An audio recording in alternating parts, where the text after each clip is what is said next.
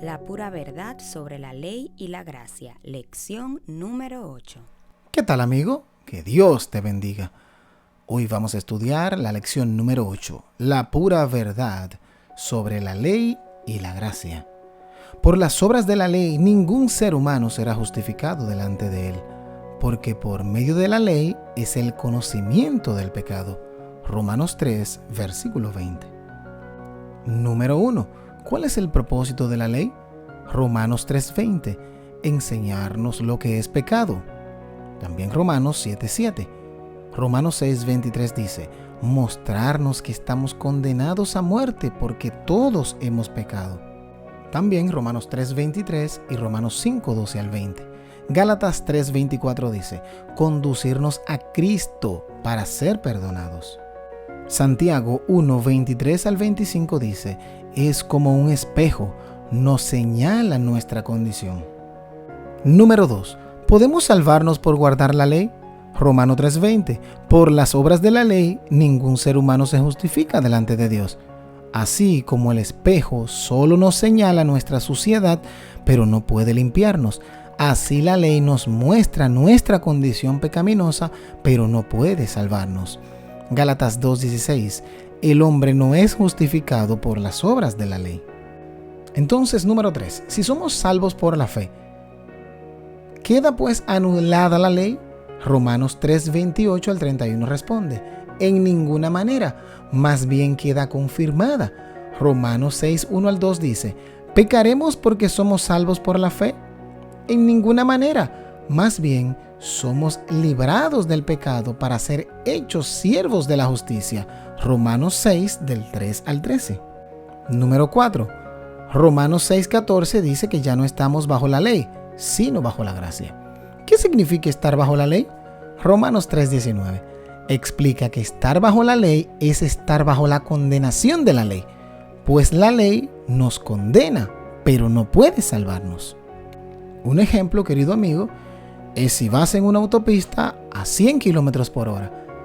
La regla dice 100 km por hora, sin embargo, vas a 120 o 130 km por hora. Al momento que violas la velocidad, entonces estás bajo la ley, cuando te haces transgresor o infractor de la ley. Entonces, ¿qué significa no estar bajo la ley? ¿Querrá decir que ya no tenemos que guardar la ley por estar bajo la gracia? Romanos 6:14 declara que el pecado no se enseñoreará de vosotros, pues no estáis bajo la ley. El pecado ya no tendrá dominio de nuestra vida, pues hemos sido perdonados por el sacrificio de Cristo y transformados por el Espíritu Santo para andar en nueva vida. Romanos 6:2 al 3. Y el versículo siguiente, Romanos 6:15, dice, ¿pecaremos porque no estamos bajo la ley, sino bajo la gracia?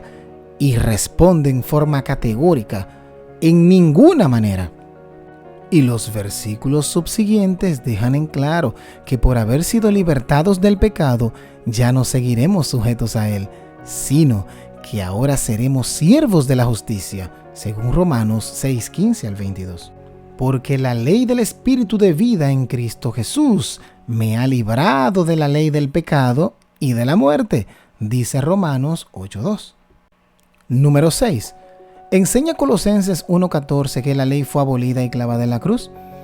Los versículos anteriores, 12 y 14, nos dicen que por la muerte de Cristo hemos sido perdonados y resucitados a una nueva vida. Lo que Cristo clavó en la cruz fueron nuestros pecados, anulando la deuda, decretos contra nosotros del pecado, no la ley de Dios que nos muestra el pecado. ¿No fueron abolidos los 10 mandamientos con la muerte de Cristo, según Efesios 2:15? Lo que Cristo puso fin en su muerte fue a la ley ceremonial, el sistema de sacrificios de animales por el pecado, pues eran símbolo de su sacrificio hasta que Él viniese a confirmar el pacto en su sangre. A continuación veremos una comparación entre las dos leyes, la ley moral de los 10 mandamientos y la ley ceremonial de los sacrificios y ofrendas por el pecado. Tenemos por un lado los 10 mandamientos, la ley moral, la ley de Dios. Antes del pecado define el pecado. Son 10 mandamientos. Por otro lado tenemos la ley de Moisés o ley ceremonial. dada después del pecado, define la propiciación, la ley de los holocaustos, la ley de las ofrendas de comida, la ley de las ofrendas por el pecado, ley de las ofrendas por las transgresiones y ley de las ofrendas de paz. Por ejemplo, la ley moral, los 10 mandamientos, sale de la boca de Dios, según Deuteronomio 4:12. Sin embargo, la ley ceremonial sale de la boca de Moisés, según Levítico 1:1-3.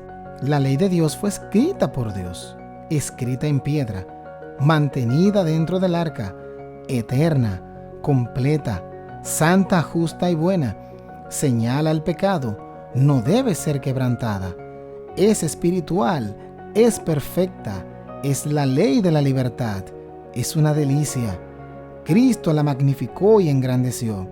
Durará más que los cielos y la tierra. Será la norma que se usa en el juicio. Sin embargo, la ley ceremonial fue escrita por Moisés, escrita en un libro, no en piedra, mantenida fuera del arca, a un costado. Fue provisoria, fue añadida, nos era contraria. Señala hacia el Salvador. No necesitamos guardarla. Es carnal, no perfecciona. Es un yugo de esclavitud. Es una carga pesada. Cristo la abolió. Hasta que viniese la simiente estaba establecida. Nadie será juzgado por ella. Cada una de las características mencionadas anteriormente están físicamente con su texto. Puedes pausar el video y revisarlas en tu Biblia. 8. ¿Cómo resumimos la relación entre la ley y la gracia? De manera que la ley ha sido nuestro ayo, o sea, el que nos conduce para llevarnos a Cristo, a fin de que fuésemos justificados por la fe, dice Gálatas 3:24. La ley no puede salvarnos, solo nos muestra el pecado, dice Romanos 3:20. El hombre carnal no puede obedecer la ley, dice Romanos 8:7-8.